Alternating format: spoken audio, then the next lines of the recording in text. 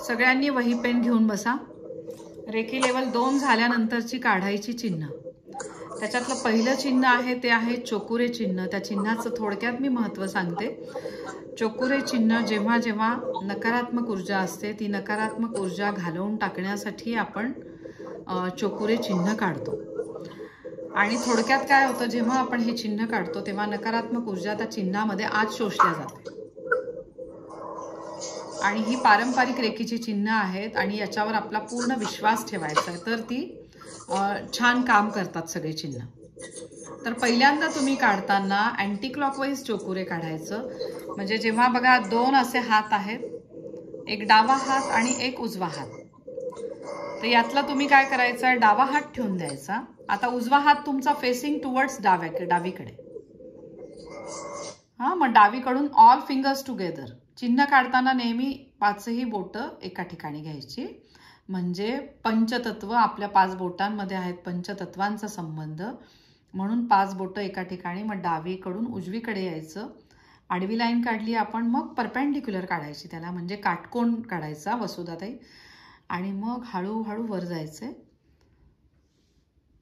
आणि आपण जेव्हा अँटी क्लॉकवाईज जातो, घड्याळ कसं फिरतं असं, आता आपण काय करतो अँटी क्लॉकवाईज। म्हणजे काय होतंय, बाहेरच्या बाजूनी 3 लूप्स येतात, 1, 2 आणि 3। तिसरा लूप काढून तुम्ही मधल्या परपेंडिक्युलर लाईनला जॉईन करता। एकदा काढायचं, 3दा म्हणायचं, दरवेळेस प्रॅक्टिस ठेवायची। चिन्ह एकदा काढलं की ते 3दा म्हणायचं, चोकुरे चोकुरे चोकुरे। याच्याने काय होतं, तुम्ही त्याच्यामध्ये बघितलं तर त्याच्यामध्ये 7 पॉइंट आहे।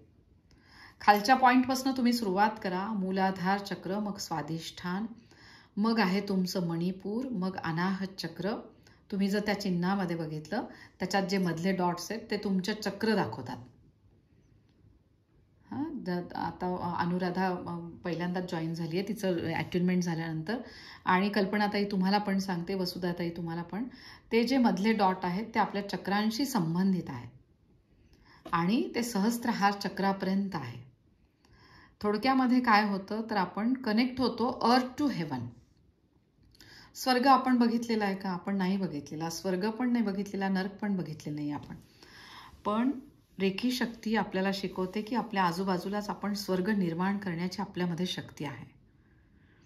तर थोडक्यामध्ये आपण काय करतो, कनेक्टिव्हिटी टू द वैश्विक शक्ती। वैश्विक शक्तीला आपण कनेक्ट होतो जेव्हा आपण उलटं काढतो चोकुरे। इथे झालो आपण कनेक्ट। आता तुम्ही दोन्ही काढले, आत्ता दोन्ही काढले तुम्ही कल्पनाताई। आत्ता एकच काढायचं जेव्हा आपण रेकीची सुरुवात करतो। आधी छान मनापासून प्रार्थना म्हणायची।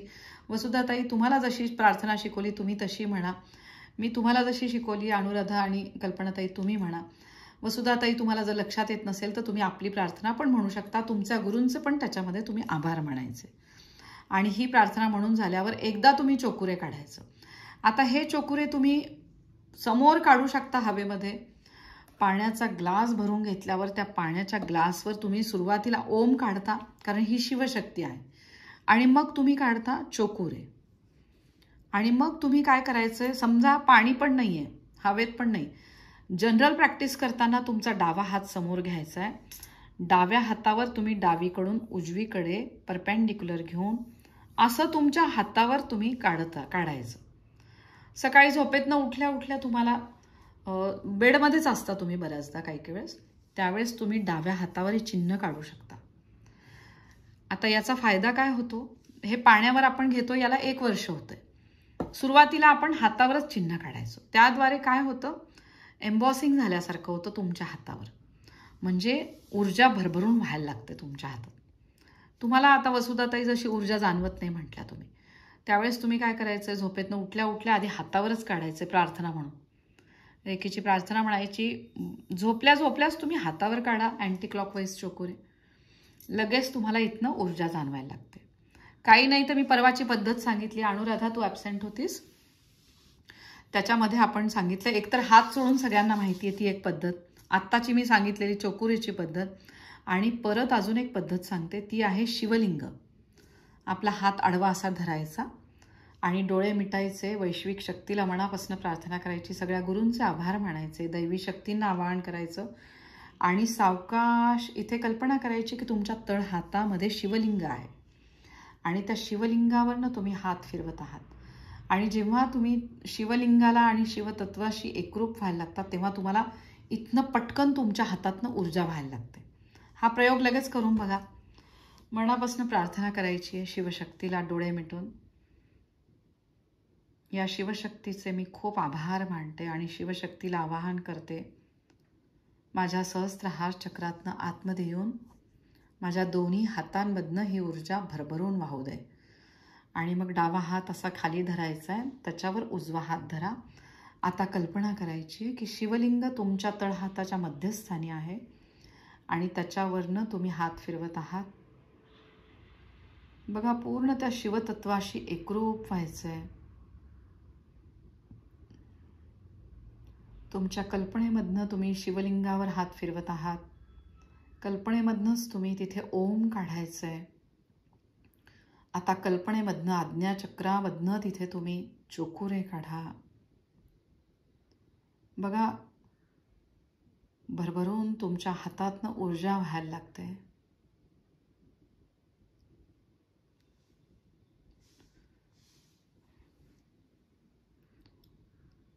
सावकाश डोळे उघडायचे.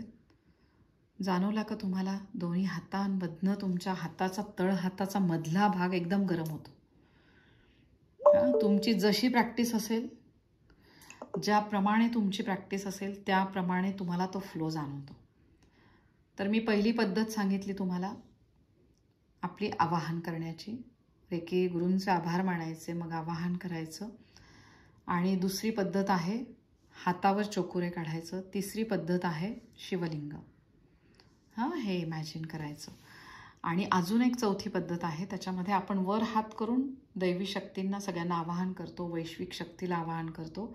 माझ्या सहस्त्रहार चक्रातनं आतमध्ये येऊन माझ्या दोन्ही हातांद्वारे भरभरून ऊर्जा वाहते. याच्यात काही कन्फ्युजन आहे का? हे चिन्ह तुम्हाला क्लिअर झालंय? चोकुरे चिन्हाची माहिती मी पूर्ण व्हिडिओमध्ये दिलेली आहे. ते जर तुम्ही बघितलं तर म्हणजे आपला तेवढा वेळ नाही जाणार. आपण पुढचं चिन्ह कशी काढायची त्याच्यावर आपण कॉन्सन्ट्रेट करूया.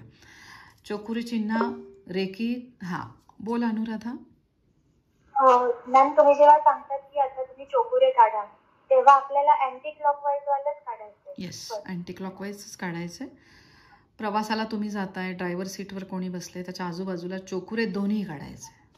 दोन्ही काढायचे म्हणजे मग एकदा anti clockwise, starting anti clockwise आणि मग क्लॉकवाईज. ओके, चालेल. क्लॉकवाईज काढायचं ना? आधी अँटी क्लॉकवाईज, कधी पण अँटी क्लॉकवाईज. ओके. म्हणजे तुमच्या हातातनं रेकीची सुरुवात होते. आणि काय होतं, प्रवास सुरू असतो आणि आपण जरी रेकी देत असलो, नुसतं अँटी क्लॉकवाईज चोकुरे काढलं तर आपल्याला बंद करायचं विसरून जातो आपण. म्हणून दोन्ही काढून घ्यायचे. गाडीच्या आजूबाजूला, फ्लाईटच्या बाजूला, ट्रेनच्या बाजूला दोन्ही चोकुरे काढून घ्यायचं. जेव्हा जेव्हा प्रवास करताय, जेव्हा तुमच्या मनात भीती आहे काही, आपल्या आजूबाजूला पण तुम्ही चोकुरे काढून ठेवू शकता. कधी कधी एकदम रॅश ड्रायव्हिंग असते, आपण बसमध्ये ट्रॅव्हल करत असतो, त्यावेळेस आपल्यालाच भीती वाटते की अरे हा ड्रायव्हर किती फास्ट चालवतोय. तर त्यावेळेस चोकुरे काढायचं, पटकन चोकुरे काढायचं. आणि तुम्ही एखाद्या हॉटेलमध्ये गेला, अननोन ठिकाणी तुम्ही काही खाताय, कल्पनेमधनं रेकीची प्रार्थना मनापासून म्हणायची, तुमच्या मनातल्या मनात. आणि हॉटेलमध्ये तुम्ही जेवायला बसलाय, पाणी पिताय वेगळ्या ठिकाणचं, लगेच चोकुरे आले पाहिजे तुमचे. तिथे कल्पनेमधनं तुम्ही तुमच्या त्या जे काही डिश आहेत वाढून घेताय तुम्ही, 1 मिनिटं शांत बसा, कोणाच्या लक्षात काही येत नाही. जस्ट प्रार्थना करा रेकीची आणि चोकुरे तुमच्या अन्नावर काढून घ्या. आणि मग तुम्ही ते अन्न ग्रहण करा, म्हणजे मग तुम्ही सुरुवात करा खायला बाहेर. मॅम, दोघं काढायचे की एकच काढायचं दरवेळेस? नाही, दरवेळेस दोन्ही काढायचं. जेव्हा तुम्ही स्वतःला रेकी घेताय, मेडिटेशन करताय, त्यावेळेस एकच काढायचं. अच्छा. गाडी चालवताना दोन्ही काढायचे ना? आपण स्वतः गाडी चालवतो तर? हो, दोन्ही काढायचे. कारण नंतर आपण विसरून जातो दुसरं काढायचं. आपण जाऊन तिथे पोहोचतो पण विसरून जातो आपण. अच्छा. आणि घरामध्ये सुद्धा असं वाटतं की आपल्याला निगेटिव्ह ऊर्जा आहे, तर घरातही आपण असं हवेमध्ये असं काढू शकतो का? आरामात. अच्छा. आणि मी सांगितलंच आहे की भिंतींवर तुम्ही पेन्सिलने छोट्या छोट्या सगळ्या भिंतींवर दोन्ही चोकुरे काढून ठेवा. अच्छा, तसं काढले मी. हां, तुम्हाला सांगितलं होतं, अनुराधाला नव्हतं माहिती. हां, आता तुम्हाला त्याची दीक्षा मिळाली त्या चिन्हाची, म्हणजे तुम्ही काढू शकता घरातल्या चारही. म्हणजे ते जे दुसरं चिन्ह आहे चोकुरेचं, जे आपण राईट टू लेफ्ट काढतोय, ते जे दुसरं आहे तर ते आपण क्लोज करण्यासाठी करतो का? म्हणजे मी कन्फ्युज झाले. वैश्विक शक्ती म्हणजे या 2 चिन्हांद्वारे ती ब्लॉक होते एनर्जी. म्हणजे ब्लॉक म्हणजे तुम्ही असं म्हणू शकता की सुरू पण करताय तुम्ही. हां, म्हणजे ती त्या तिथे सीमित राहते, म्हणजे तिथे पॉझिटिव्हिटी राहते. पॉझिटिव्हिटी थोडक्यात ब्रिज म्हणू शकता तुम्ही. दिस इज द ब्रिज. वैश्विक शक्तीचा ब्रिज आहे. आणि जेव्हा आपण आपल्या स्वतःला घेत असतो रेकी, तेव्हा काय होतं, आधी आपण सुरुवातीचा चोकुरे काढला, पाण्यावर काढला किंवा हातावर किंवा हवेमध्ये, आणि मग तो काढल्यानंतर आपल्याला पुढचं चिन्ह काढायचं आहे, दॅट इज हॉन्शा झाशोनेन. आता हॉन्शा झाशोनेन काढण्यामध्ये सगळ्यांना कन्फ्युजन असतं, त्याच्यासाठी मी व्हिडिओ केलेला आहे. पण एकदा तुमच्यासाठी मी अगदी छान समजावून तुम्हाला आत्ता सांगते हॉन्शा झाशोनेन कसा काढायचा. आता हॉन्शा झाशोनेन तुमच्या समोर चिन्ह आहे का ते, अनुराधा? आता काय करायचं, त्या चिन्हामधलं सगळ्यात वरचा पार्ट बघायचा, दॅट इज क्रॉस. तुमच्या समोर क्रॉस दिसतोय तुम्हाला, तर पहिला स्ट्रोक काय आहे, क्रॉसच आहे, म्हणजे स्टँडिंग लाईन. हां, उभी स्टँडिंग लाईन काढायची. एकच स्ट्रोक आहे, जो दुसरा स्ट्रोक आहे तो उजवीकडून डावीकडे आहे पूर्ण चिन्हामध्ये. नंतरचे सगळे स्ट्रोक डावीकडून उजवीकडेच आहे. हा पॉईंट नेहमी लक्षात ठेवायचा की 2चा स्ट्रोक आहे तो उजवीकडून डावीकडेच आहे. हां, तुम्ही स्टँडिंग लाईन काढली, मग स्लिपिंग लाईन काढली. आता कल्पना करायची की उजव्या बाजूने एक हात आलाय क्रॉसला, एक डाव्या बाजूने हात आलाय, आणि मग त्या क्रॉसच्या पायथ्याशी आडवी लाईन आहे, म्हणजे स्लिपिंग लाईन. हे तिथे लिहून ठेवा तुम्ही. क्रॉस आणि क्रॉसला काय आलेत, हँड्स आणि आडवी लाईन. पायथ्याशी काय, बेसला स्लिपिंग लाईन. हे कोडवर्ड लक्षात ठेवायचे सगळ्यांनी. आता इथे काही कन्फ्युजन आहे पहिलं चिन्हामध्ये? नाही. आता सेकंड आपण याच्याकडे जाऊया. हे स्ट्रोक झाले आपले 1 2 3 4 5. 5चा स्ट्रोक आलाय तो डावीकडून उजवीकडे आलाय. इथपर्यंत क्लिअर झालं. आता त्याच्या पुढे जायचं आपल्याला. आता काय म्हणायचं की क्रॉस थोडा टिल्ट झालाय, म्हणजे तिरका झालाय. मग इथे काय करायचंय, आता इथे आधी आडवी लाईन मारायची आहे, म्हणजे 6. आडवी लाईन काय आहे, 6. आणि मग 7ची तिरकी लाईन पाहिजे. तिथं लिहायचं क्रॉस टिल्ट किंवा क्रॉस तिरका. लिहून घ्या तिथे क्रॉस तिरका किंवा टिल्ट लिहा, TILT टिल्ट.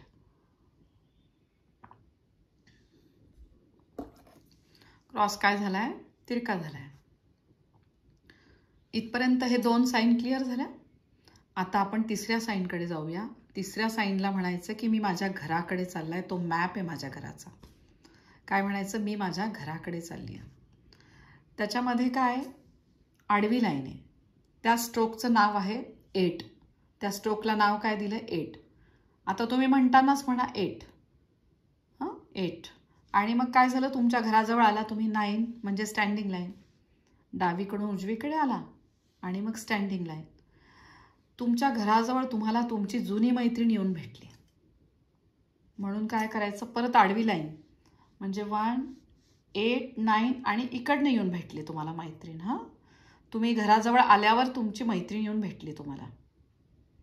तिच्यासोबत अजून एक मैत्रीण होती, म्हणजे तिच्या मागणं एक मैत्रीण आली. म्हणजे काय, आडवा उभा आडवा उभा असा सिक्वेन्स लक्षात ठेवा. आपण घर काढायचो, आपण लहानपणी आपल्या पाटीवर आपण मॅचस्टिकचं घर बनवायचो, ओके नाही. 8 9 10 11. इथे काय लिहायचं, हाऊस, हाऊस मॅप किंवा घराचा नकाशा मराठीमध्ये. घराचा नकाशा, हाऊस मॅप. हे लक्षात आलं? याच्यात काही कन्फ्युजन आहे? 8 9 10 11. 11 पर्यंत क्लिअर आहे. आता काय म्हणायचंय, पुढच्या स्ट्रोकचं नाव आहे 12. मराठीमध्ये 12 आपण म्हणतो. 12. आता जेव्हा इंग्लिशमध्ये आपण 12 म्हणतो, मग 12चं काय येतं, T. आता T प्रमाणे हा स्ट्रोक आहे. आपण घराजवळ जनरली आपण काय काढायचो लहानपणी, झाड काढायचो. आपल्या कल्पनेमधनं काय असायचं? झाड असायचं. मग आता काय म्हणायचं? 12 स्ट्रोक ट्री. मग ट्री अल्फाबेटचं आपल्याला काय काढायचं? टी. मग परत आडवी लाईन आली डावीकडून उजवीकडे, म्हणजे 12 13 उभा स्ट्रोक. 14ला म्हणायचे मी झाडाखाली 2 मिनटं बसली आहे. अशी गोष्ट तयार करायची, मी झाडाखाली बसली आहे. मग मी उठून उभी राहिली, म्हणजे 12 13 14 15. 15ला काय झालं? तुम्ही उठून उभे राहिले. 12 13 14 15. इथपर्यंत क्लिअर झालं सगळ्यांचं? एकदा डोळे बंद करून आठवून बघा. सुरुवातीला आपण क्रॉसला 2 हँड आलेत. क्रॉसची लाईन आधी स्टँडिंग लाईन, उजवीकडून डावीकडे स्लीपिंग लाईन, त्याला 2 हँड झालेले आहेत 3 and 4.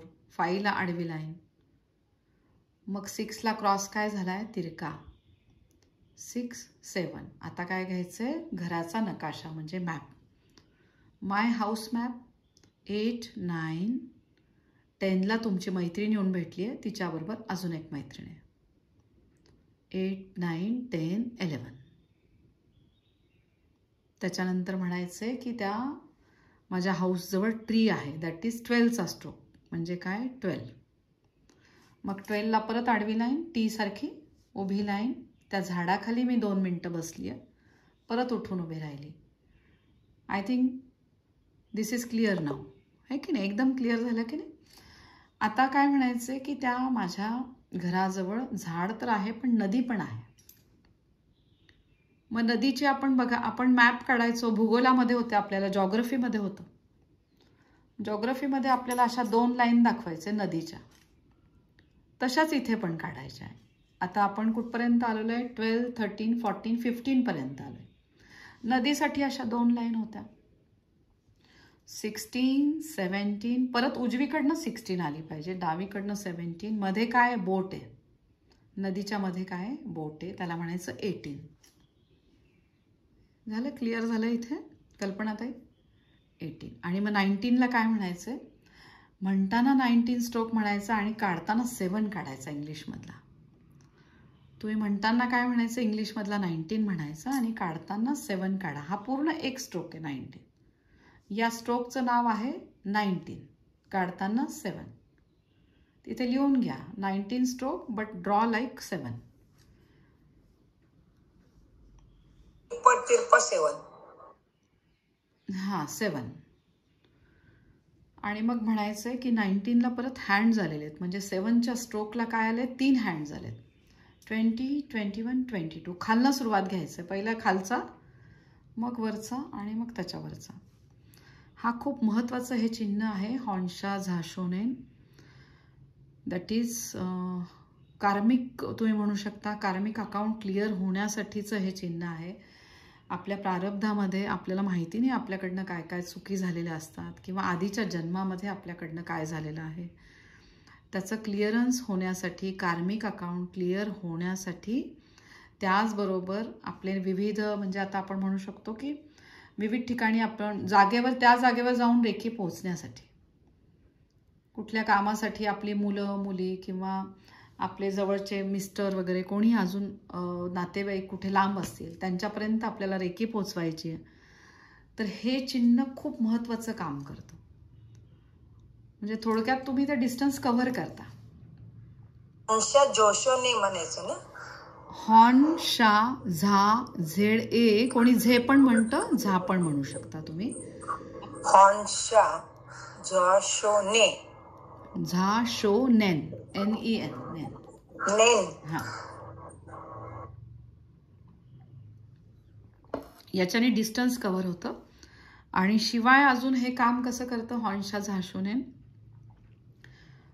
तर लहानपणापासून आत्तापर्यंत आपल्या आयुष्यामध्ये जर काही ट्रॉमा घडलेला असेल, काही घटना घडलेल्या असतील, त्याचं क्लिअरन्स होण्यासाठी हे चिन्ह खूप मदत करतं.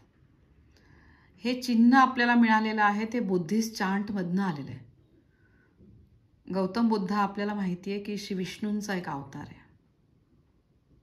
तर गौतम बुद्धा जेव्हा ध्यानधारणा करत होते तेव्हा असं म्हणतात की हे त्यांना त्या ध्यानधारणेमधनं त्यांना जो साक्षात्कार झाला होता त्याच्यामध्ये हे चिन्ह त्यांना दिसलं. त्याच्यामध्ये लिहितानाच तिथे लिहिलेलं आहे की बुद्धिस्ट चांटमधनं हे चिन्ह मिळालेलं आहे. मग ते आपल्यापैकी ज्या मास्टरला मिळाले त्या मास्टरकडनं ते पास ऑन होत गेलं आणि ते आपल्या मास्टर वासंती ते अभ्यंकरांनी ते दिलं आहे ते तसंच मी तुम्हाला पुढे फॉरवर्ड केलं. तर मला असं वाटतं की त्यांचे ब्लेसिंग्ज आहेत म्हणून मी तसंच्या तसं ते तुम्हाला फॉरवर्ड केलं आहे. त्याच्यात लिहिलेलं आहे त्यांनी. आणि त्यांचे मास्टर होते ते गेल ॲक्झिलेरॉड, अमेरिकन बाई, त्यांच्याकडनं ते आलेलं आहे. तर असंच ते आपण पास ऑन करतोय. मे बी तुम्हाला याच्यामध्ये वेगळी एनलाइटमेंट होऊ शकते. हे चिन्ह वापरत असताना आपल्या ग्रुपमध्ये बऱ्याचशा लोकांना काहीतरी वेगळं काहीतरी जाणवतं.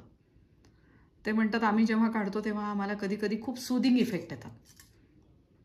असं वाटतं पूर्ण हिलिंग होतंय, पूर्ण चक्रांचं आणि डेप्थमध्ये जातोय. मग एखादी गोष्ट तुम्ही म्हणू शकता की लहानपणापासून एखादं आपलं आजारपण झालं असेल आपल्या लहानपणी. आत्ता आपल्याला काही आठवत नाही आहे, पण त्याचे काही ना काही आपल्या शरीराला कुठेतरी ते लागलेलं असतं किंवा काहीतरी झालेलं असतं. जसं कांजिण्यांचे व्रण राहतात, चिकन पॉक्सचे, किंवा देवीचं असायचं. आता त्याचे डोस बीस सगळे आलेले आहेत तर त्याचं असायचं. किंवा अजून काही असतं. टायफॉईड खूप आधी हे होता, आता एवढं राहिलेलं नाही आहे, पण आधी टायफॉईड खूप म्हणजे त्याचा त्रास खूप व्हायचा टायफॉईडचा. किंवा आपण एक साधं उदाहरण घेऊ शकतो की आपण जेव्हा सायकल चालवायला शिकतो तर जोरात पडतो आणि गुडघ्याला कुठतरी लागलेलं असतं. किंवा सगळ्यात तुम्ही म्हणू शकता की जेव्हा एखादं आपल्याला कोणीतरी टोचून बोलतो, टॉन्टिंग आपण ज्याला म्हणतो, एखाद्या नात्या आपण फंक्शनला गेलो आणि बोललं की ते आपल्या जिव्हारी लागतं. म्हणजे आपण असं म्हणतो की अरे ही अशी का बोलली असेल, माझ्याशी अशी का वागली असेल, हो की नाही. तर त्यावेळेस ते विसरण्यासाठी, ती गोष्ट विसरण्यासाठी हे चिन्ह आपल्याला मदत करतं. तर इतकं ह्या चिन्हाचं महत्त्व आहे. जेव्हा आपण सातत्याने रोज ते चिन्ह काढतो आपल्याला कळत पण नाही की तिथे किती डेप्थमध्ये जाऊन ते चिन्ह काम करतंय. मग तुम्हाला काही वेळेस मी म्हटलं जसं की लोकांना वेगवेगळे अनुभव येतात, तसं तुम्हाला एकदम लक्षात येईल की कधी कधी तुम्ही सकाळच्या वेळेत आपण उठून जर झोपलो, साखर झोप असते आपली छान, आपण 3ला वगैरे उठून, तर तुम्हाला काहीतरी सूचक स्वप्न पडतात. तेव्हा समजायचं की ह्या चिन्हाची जादू सुरू आहे. किंवा आपण असं म्हणतो की आपला जवळचा नातेवाईक एखादी त्याला बरं नसेल किंवा काय असेल तर आपल्याला इकडे कळतं ते. आपल्याला असं वाटतं अरे पटकन फोन करावा त्या व्यक्तीला. तर हे असं काही घडत असतं.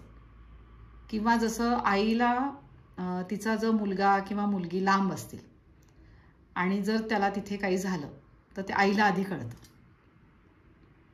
हो की नाही. जसं आपल्या मुलाला बरं नसेल, मुलीला बरं नसेल आणि समजा थोडंसं तर औषध घेऊन ते बरं वाटतं आणि ते स्कूलमध्ये गेलं तरी आपल्याला विचार असतो आपल्या मुलांचा वगैरे.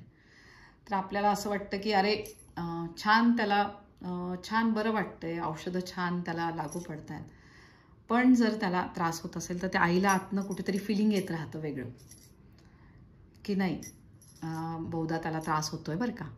म्हणजे त्या आईला आधी का कळतं. किंवा आपल्या घरातली मोठी माणसं तुम्ही बघा, म्हणजे आज्या वगैरे, त्यांना ना एखादी व्यक्ती आली की त्यांना आधी कळतं.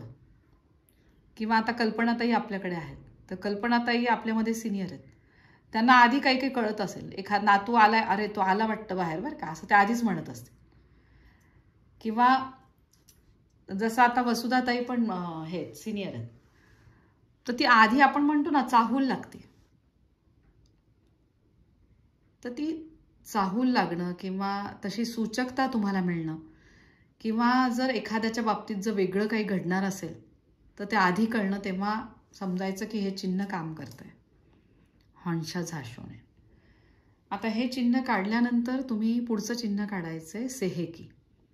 सेहेकी चिन्ह खूप सोपं आहे काढायला. आता हॉन्शा झाशोनेमध्ये काही कन्फ्युजन नाहीये ना कोणाला. कल्पना पहिल्यांदा फक्त चोकुरेच काढायचं ना, हंशा जोशोनेने ते कधी काढायचं मग आपण, म्हणजे कुठं नेहमी लक्षात ठेवायचं. आपण आता रेकी लेवल 2चं झालंय ना आपली अटेनमेंट, नेहमी हे तिन्ही चिन्ह कंपल्सरी काढायचे. अच्छा, चोकुरे पहिला अँटी क्लॉकवाईज, मग हॉन्शा झाशोने आणि मग आता सेहेकी. अच्छा. हा, म्हणजे नाही आपण बाहेर जाताना गाडीवर फक्त चोकुरे 2 किंवा घरामध्ये काढतो, तर हे तिन्ही काढायचे का मग? हा, चोकुरे काढायचे. बाहेर जातानाही चोकुरेच काढायचे ना? चोकुरेच काढायचं. आणि तुम्हाला आता खूप लांब जायचंय गाडीवर ताई, तुम्हाला वेळ असेल तर तुम्ही हॉन्शाज आशोनेन पण काढा आणि सेहेकी पण काढा. म्हणजे तुम्ही जो काही 2 व्हीलर चालवत जाता, 4 व्हीलर चालवत जाता, तेव्हा तुम्ही व्यवस्थित जाता विदाऊट एनी डिस्टर्बन्स. ते गाडीवर काढायचे असे. आता प्रॅक्टिसच ठेवायची की मी तिन्ही चिन्ह काढणार. अच्छा, हा, चालते. कोणत्याही घरी असं वाटलं की आपल्याला निगेटिव्हिटी आहे, तिथे आपण काढू शकतो का? आरामात.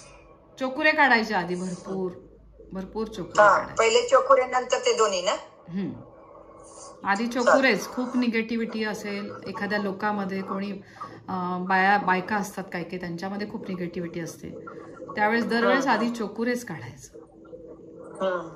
चोकुरे. कधी कधी आपण बाहेर जातो, काही काम पण होत नाही, तर काम असे ठरवून जातो पण नाहीच होत, तर तेव्हा कसं हेच काढायचे का मग? म्हणून ते काम माझे पूर्ण झालेले आहे असं म्हणून तुम्ही चोकुरे काढा.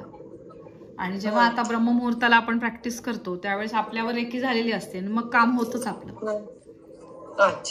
घरातनच रेकी घेऊन जायची 5 मिनिटं स्वतःला, आणि मग गाडी चालवता तेव्हा आजूबाजूला चोकुरे काढायचे. हा. आणि आता सेहेकी चिन्ह कसं काढायचं की सेहेकी चिन्हाला अनुराधा तू बघशील त्याच्यामध्ये नंबर 4 आहे. आपण घाईघाईमध्ये स्कूलमध्ये असताना आपण असं नंबर 4 काढायचो. शाळेत असताना घाईघाई आपल्याला दिलेलं असेल गणिताचं वगैरे काय करायला, असं पटकन 4 काढायचं. तसा 4 काढायचा आणि त्याला कनेक्टिंग नंबर 5 आहे, फक्त 5ची आडवी लाईन नाही आहे. 4 काढायचा, त्याला कनेक्टिंग 5 घ्यायचा, म्हणजे उभी लाईन घ्यायची 5ची फक्त, आणि खालचा कर्व घ्यायचा, म्हणजे 4 आणि 5 कनेक्टेड. आणि मग इमॅजिन करायचं त्याच्या बाजूला जो आहे तो माउंटन आहे, माउंटन आणि 2 स्मॉल माउंटन, हे दोन्ही मिळून एक चिन्ह आहे सेहेकी. एकदा काढायचं आणि 3दा म्हणायचं सेहेकी सेहेकी सेहेकी. हे पूर्ण संतुलन, harmony in your every action, every thought, म्हणजे काही तुम्ही बोलणार आहेत त्याच्यामध्ये पण संतुलन.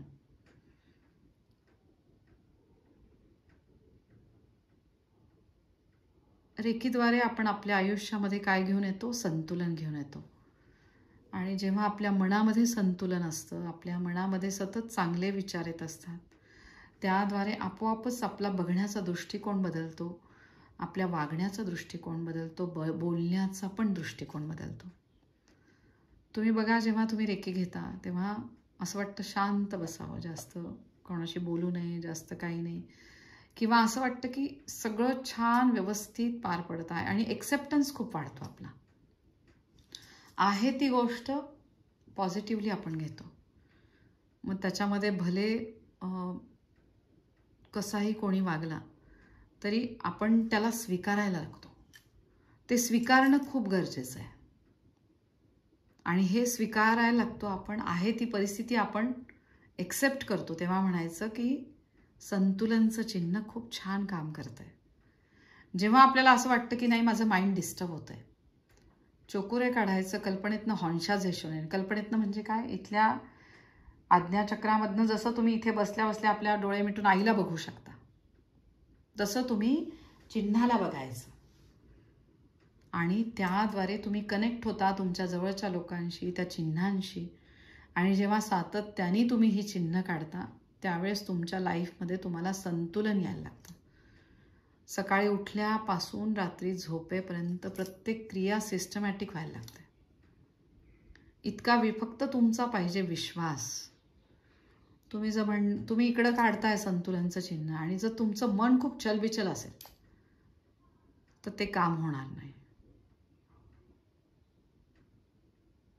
म्हणून मी नेहमी सांगते की आधी स्वतःला, आपल्या चक्रांना सक्षम करणं खूप गरजेचं आहे.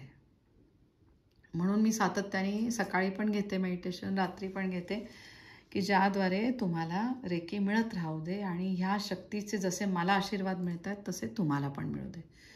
आता ही 3 चिन्ह आपण काढली, याच्यात काही कन्फ्युजन नाही आहे. सेहेकीमध्ये, सेहेकी तर एकदम सोपं आहे. आणि सेहेकी चिन्ह काढून झाल्यानंतर मग तुम्ही रेकी घ्यायची तुमच्या 24 पॉईंटला.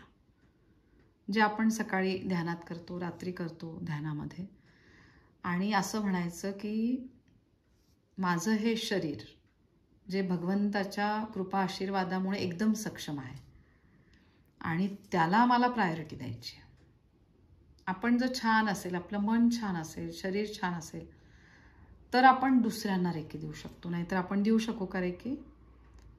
म्हणून आधी काय करायचं, स्वतःवर कॉन्सन्ट्रेट करा. पूर्ण स्वतःला रेकी घ्यायची. तुम्ही आधी स्वतःच्या चक्रांना 8 दिवस तुम्ही त्या शक्तीचा अनुभव घ्या. तुम्ही म्हणायचं की नाही, मी छान सक्षम होतीये शरीराने, मनाने, भावनेने. आणि ती सक्षमता तुमच्या याच्यातनं तुम्हाला कळायला लागते. तुम्ही जी घरातली कामं करता, घरातल्या बाईला गृहीत धरल्या जातं सगळ्या कामांमध्ये. आणि मला वाटतं घरातली बाई, तिला खरंच वाटतं माझं घर खूप छान ठेवावं, सगळं ठेवावं. क्वचितच अशा बायका असतात की ज्या घरामध्ये म्हणजे पसारा असतो किंवा काय, आपल्याला असं वाटतं की नाही सगळं छान करावं. तर सकाळी उठल्या उठल्या काय करायचं, चोकुरे काढून घ्यायचं. म्हणजे ती कामं छान व्हायला लागतात आपली.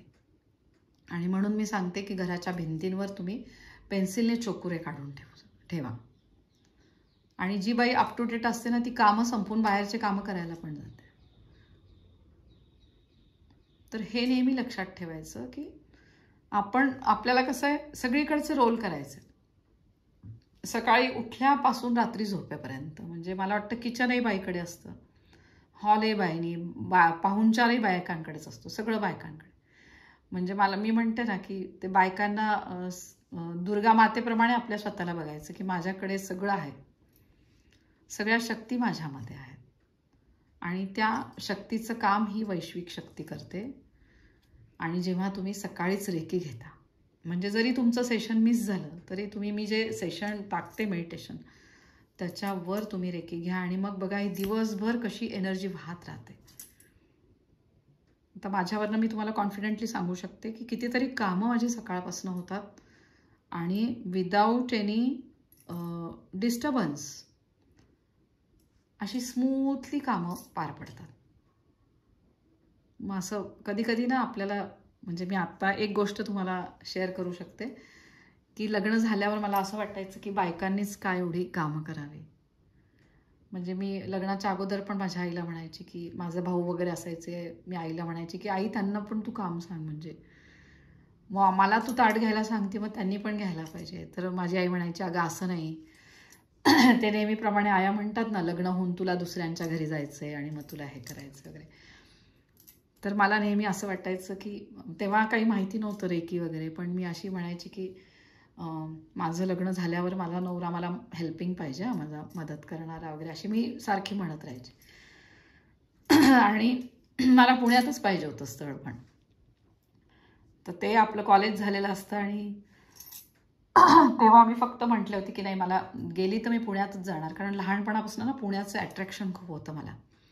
पिकनिकला वगैरे आले होते पुण्यामध्ये आणि छान वाटायचं मला, असं खूप छान आवडलं होतं पुणे एकदम. आणि तसंच झालं, मला 1-2 स्थळं आले, दुसरं स्थळ आलं आणि त्याच्यात पुण्याचंच आलं ते, आणि तेच झालं बाय चान्स. आणि नेहमीप्रमाणे ते लग्न झाल्यावर सगळी कामं वगैरे ते, आणि मग माझी अशी आतनं चिडचिड व्हायची, बापरे सगळं मलाच करावं लागतं वगैरे. पण आमची फॅमिली इतकी ब्लेस्ड आहे की माझ्या सासूबाईंनी सगळ्या मुलांना इक्वल काम करायला शिकवलं आहे. म्हणजे नवरा जरी सगळं आवरून म्हणजे जात असला, तो ब्रेकफास्ट वगैरे करून जायचा, पण नेहमी हेल्पिंग हँड म्हणून मला माझा नवरा नेहमी त्यांची मदत. कारण त्यांच्या फक्त ते 2 ते 2 खोल्यांमध्ये राहायचे, त्याच्यात ते 5 बहीण भावंड, आई बाबा. तर त्या सासूबाईंची मी खूप आभारी आहे, माझ्या सासूबाईंची, की त्यांनी इतके छान संस्कार दिले की माझ्या जवळपास सगळ्या दिरांना ऑलमोस्ट किचनमधलं सगळं येतं. म्हणजे घरातलं किचनमधलं पण ते करतात, घरामध्ये मदत पण करतात. तर ते आपण असं म्हणतो ना की म्हणजे कसं तुम्ही विश करता आणि काय तुम्हाला मिळतं. मी नेहमी म्हणायचे की देवा मला असं मिळू दे की छान मदत करणारा नवरा वगैरे. ते तसं व्हायला लागतात तशा गोष्टी. नाहीतर आपल्याकडे भारतीय संस्कृतीमध्ये नेहमी बायकांना गृहीत धरलं जातं की ती घरामध्ये सगळे कामं तिने करायची, आणि तिची तारांबळ उडते जेव्हा पाहुणे येणार असतात तेव्हा. तर ह्या वैश्विक शक्तीचे आशीर्वाद जेव्हा मिळायला लागतात तेव्हा तुम्हाला लक्षात येईल की खरंच म्हणजे तुमचे हेल्पिंग हँड असलेले तुमचे मिस्टर ते पण तुम्हाला मदत करायला लागतात, किंवा घरातल्या इतर व्यक्ती. तर सकाळी उठल्या उठल्या तुम्ही त्या रूम्समध्ये वगैरे तुम्ही चोकुरे काढायचं आणि मग जादू बघा. तुमच्या ओट्याजवळ जाऊन तुम्हाला कामं दिसत आहेत तिथे चोकुरे काढा. त्यावेळेस दोन्ही चोकुरे काढा. पाहुणे येणार आहेत, खूप तयारी करायची आहे, डिश काय करायची त्याचं सगळं नियोजन आहे, सगळंच आहे. आणि तारांबळ कोणाची होती? आपलीच होती. तर त्यावेळेस ते चोकुरे काढायचं. तर असं हे पारंपरिक रेकीची चिन्ह आहेत आणि त्याची जादू व्हायला लागते. आणि तुम्ही त्या चिन्हांना घेऊन विशबॉक्स तयार करता. विशबॉक्सचं मी मागच्या व्हिडिओमध्ये सांगितलं आहे, तेवढं तू अनुराधा प्लीज बघशील. बाकी कल्पनाताई यांना सगळ्यांना माहिती आहे. कालच टाकलेला आहे बहुधा तो व्हिडिओ मी विशबॉक्सचा, तर तो बघशील म्हणजे तुला आता रेफरन्स लागेल की विशबॉक्स कसा आणि तयार कसा करायचा. तो विशबॉक्सचा पण व्हिडिओ आहे, तर पाहिजे तर मी तुला पर्सनलला शेअर करते तो.